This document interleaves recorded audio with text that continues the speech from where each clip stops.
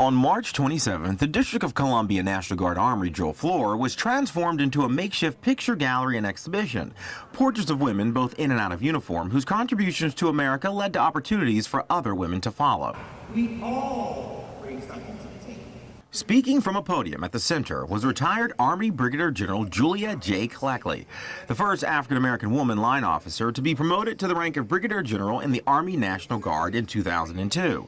She was also the first African-American woman to be promoted to the rank of Colonel in the Army National Guard's Active Guard Reserve Program, and the first woman to be a National Guard Bureau Division Chief.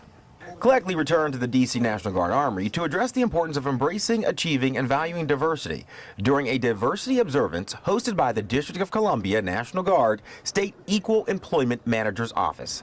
Cleckley said she remains unsettled by the small representation of women and minorities in the senior ranks of the military, the result of barriers. Diversity is not a problem, it's an opportunity. In addition to authoring a memoir about the good, the bad, and the challenges of rising from an E1 to an 07, as an African American and as a woman, she's encouraging military leaders to address diversity within their commands and units, instead of choosing to ignore it. But it certainly enhances readiness. Moreover, while Cleckley said the composition of the U.S. military as a whole positively reflects a multiracial and ethnically diversified workforce, she said she believes mentorship often involves self-segregation and missed opportunities. Cleckley called mentorship a responsibility, not a choice. Often I'm introducing you here, she's the first, and you know, that's wonderful, but the first means nothing if you can't bring in a second or a third or a fourth. The topic of diversifying the military is of vital importance, according to Brigadier General William J. Walker, Acting Commanding General of the District of Columbia National Guard. He said the military needs diversity of thinking and experience to address the threats facing the nation. Appreciation of other cultures and backgrounds, ways of doing things.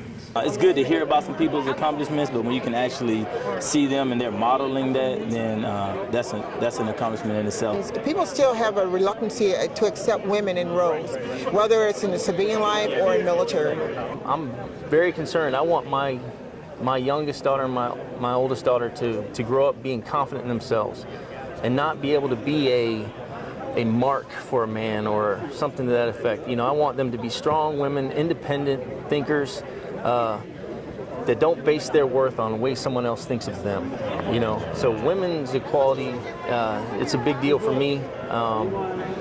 You know, some of the best soldiers I know are women. For Warrant Officer 1, Annette Johnson, State Equal Employment Manager for the D.C. National Guard, the takeaway remains a strategic focus on diversification in recruitment.